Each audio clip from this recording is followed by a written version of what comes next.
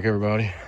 We are doing a servicing on this Hustler Fast Track SDX, and basically all we're going to do today is grease any fittings that need to be greasing, which I don't think this thing has many of them on there at all, and then an oil change and replace the blade, or change the blades out on it. And I've got all the blades sitting here. They're all sharpened up and ready to go. All I gotta do is quickly swap them out. But one of the things I wanted to talk about today is the oil changes. So on an average person's lot, they may barely get to the oil change interval. So that's why they do the same thing on these small engines as they do with cars. So a car is like 36,000 or 3 months, whichever comes first. Well, they do the same thing with these small engines. So it's 50 hours or once a season to change the oil, and 100 hours on changing the oil filter, or once a season.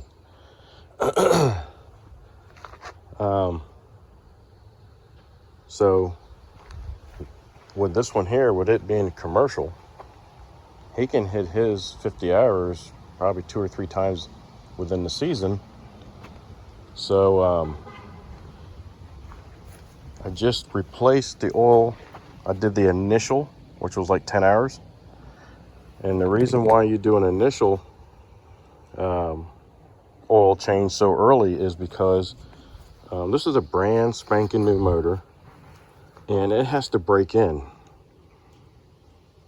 All the parts have to get to know each other and get to fit to each other and seat, such as the rings seating to the cylinder, the connecting rod seating to the crank, and so on and so on. And during that process, the motor will create more fines, more particles within that system during that break-in period. So that's why it's very important to do that initial at 8 or 10 hours, typically it's 10, to get all those particles out of there, and you change the filter at the same time, because the filter's catching a lot of that stuff. So you drain it out in the oil and the filter will catch the rest of it, and so you change those things.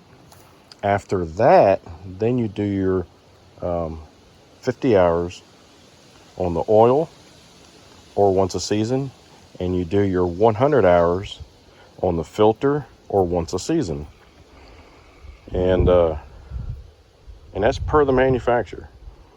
In most, I haven't seen any other different stuff. Now, the newer stuff as it coming out, they're changing things a little bit, and it's not that they're changing the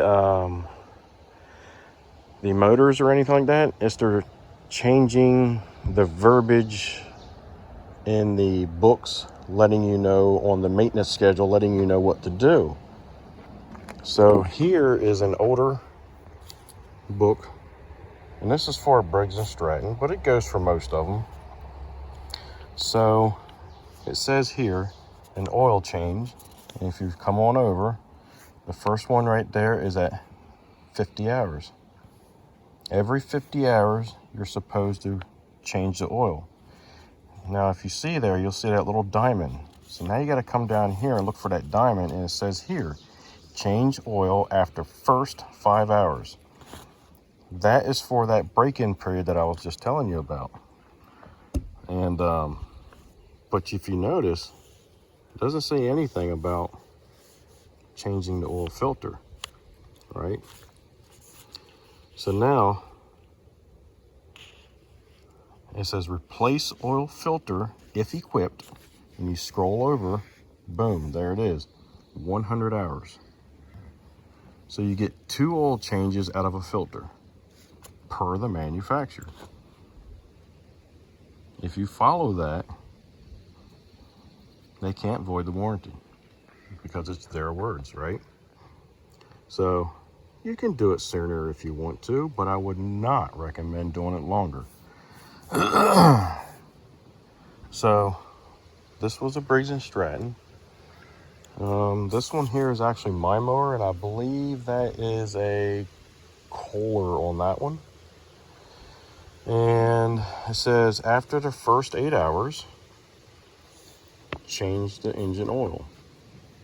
That again is for the break-in period, right? This one is not as detailed as this one is, but that's what that is for. Now, if we scroll down here, and let's see here, on this one, this is how they've changed it. And this is probably about the EPA and stuff like that, would be my guess. It's a government thing.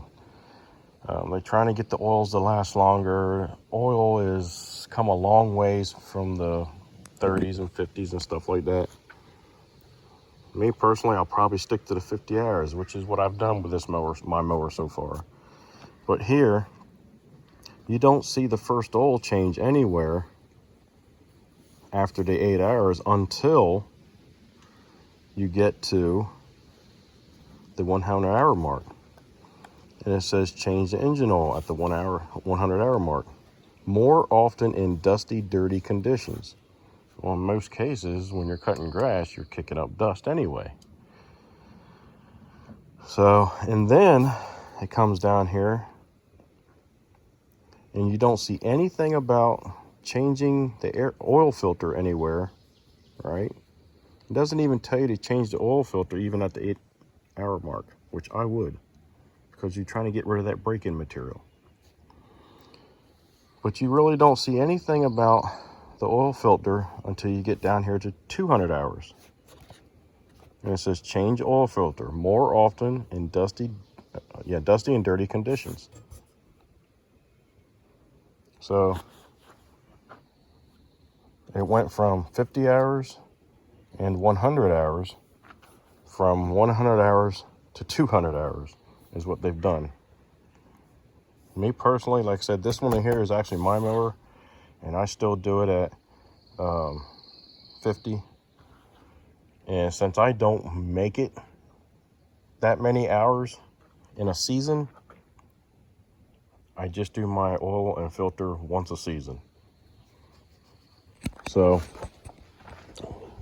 with this being a commercial one, he's going to hit that mark probably a couple times within the season. So this time, as you can see, I date my filters. So that says 3/20/24. And from that point to now, it'll be one oil change on that filter. The next oil change I'll do this, that filter will get changed again. So just a little bit of information on the oil changes and filter changes. Most manufacturers that I've seen so far, and I haven't seen any different, is that you usually get 2 oil changes out of an oil filter. The only changes I've seen so far is like I just showed you here are the intervals.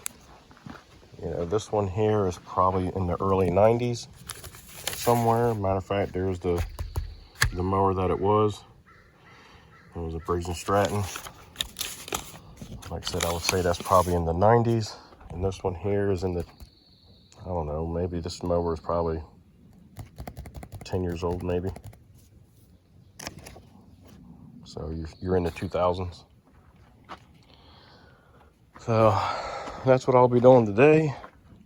Doing a servicing on this mower here and swapping out the blades. And those 3 over there, they're just getting blade changes on these 2, this one and this one. And this one will get a blade change and a greasing. So the other day when I was working on the John Deere X340 and I was trying to route the belting, and I could not find the belting diagram, but the manufacturer decided that they'd be more important to put the deck wheel adjustments information on the deck. You know, and I had made the comment about, you know, that was real useful. Not really. This is useful information. Belt routing. Who really cares about the deck wheels on where to put them at? Belt routing is what you really need to know.